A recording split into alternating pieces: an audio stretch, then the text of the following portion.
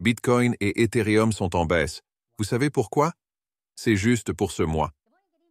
Salut, peu importe où vous êtes, merci d'être là. Moi, c'est Davinci Jérémy. Je vis à Dubaï, j'espère que ça va chez vous. On va passer en revue les news, faire de l'analyse technique et quelques trades. J'espère que vos derniers trades se sont bien passés. Je vous ai montré comment faire après tout. On a eu de belles victoires là. Oui, j'ai eu quelques pertes récemment, mais maintenant la chance me sourit. C'est comme ça le marché, non? On ne peut pas gagner tout le temps. Voyons si on trouve le prochain trade. Si le trading vous intéresse, allez sur Bybit, davincij15.com. Le lien est en dessous, vous pouvez gagner jusqu'à 30 000 $ en récompense. Bon, première chose, Harold dit qu'on est parti pour un marché haussier de l'or. 8 000 $ l'once?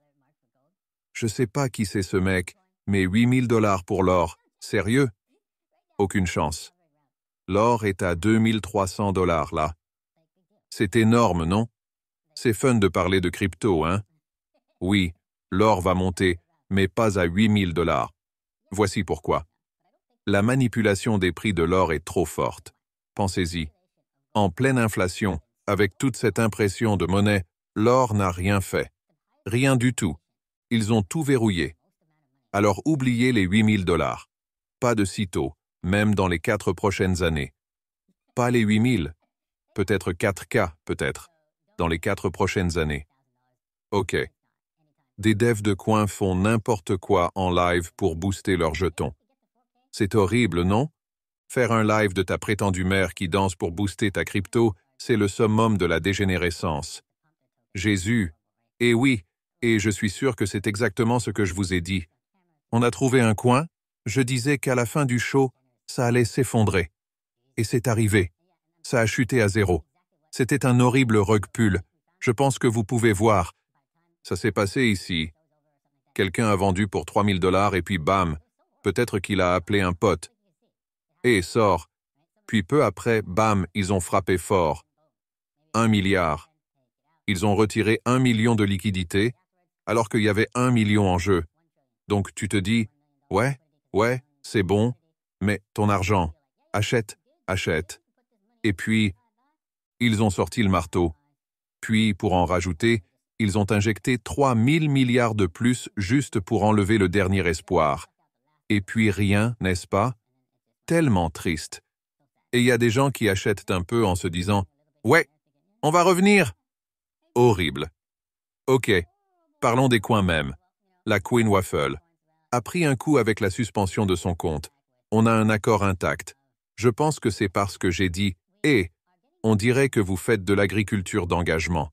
Arrêtez ça. » Ils ont dit non. Je les crois. Donc l'agriculture d'engagement, parce que je savais que X voulait stopper tout ça. Ils essaient de suspendre les comptes. Ça devient une façon d'attaquer maintenant. Ça coûte rien d'envoyer des bots likers et suivre ton compte. Ça peut devenir une attaque, comme une attaque DOS. C'est ce qui arrive à notre page Twitter. On subit un DDoS. Mais ça coûte peut-être 100 $. Et tu peux avoir des likes et des followers pour des mois. Oui, ça peut devenir une arme contre n'importe qui. C'est comme ça.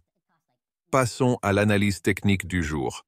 Avant ça, si ça vous dérange pas, on teste le token MicroDJ15. Si vous connectez votre MetaMask au réseau de test, vous pourrez essayer ce jeton et vérifier que tout marche. On apprécierait vos retours. Et bien sûr, il y aura des airdrops à l'avenir. Alors profitez-en, c'est de l'argent gratuit. Allez-y. Je vous l'ai dit, on est un peu timide ici.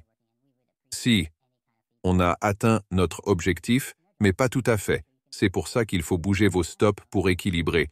Donc, si vous avez ajusté votre stop à l'équilibre ou vous avez pris un peu de profit, si vous avez fait un ratio de 1 pour 1 après la chute ici et que vous étiez proche, bougez vos stops pour au moins 1 à 1 pour que vous repartiez avec quelque chose. Alors, tu repars d'ici fier d'avoir gagné quelque chose. Là, il semble que Bitcoin ait encore du potentiel. Je le ferai pas, même si cette tendance semble cassée. C'est encore raide sur 15 minutes. Je lui donnerai un peu de temps. Ça pourrait remonter jusqu'à 64 000 $ ici avant de redescendre. Maintenant, pour Ethereum, c'est clair. Je vous ai dit, dès qu'on est ici, en route vers là, Ouais, ne shortez pas, ça va revenir, pas de problème. Vous voyez, cette ligne de tendance est la cible, on avance trop lentement ici. C'était un signe clair qu'on allait revenir vers cette ligne. Donc, ça n'est pas encore arrivé, mais ça viendra. Vous pouvez entrer dans la zone 3066 ou attendre qu'elle touche la ligne de tendance.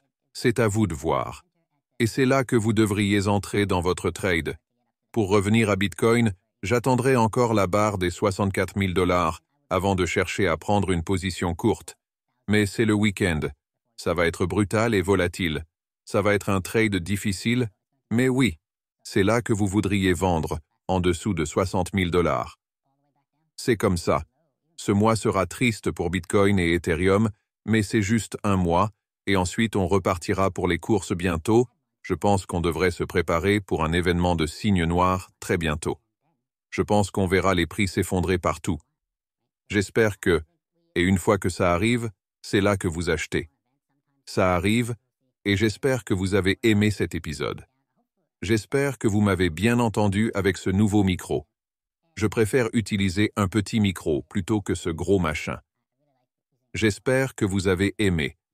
Merci d'avoir regardé et à la prochaine. Ciao.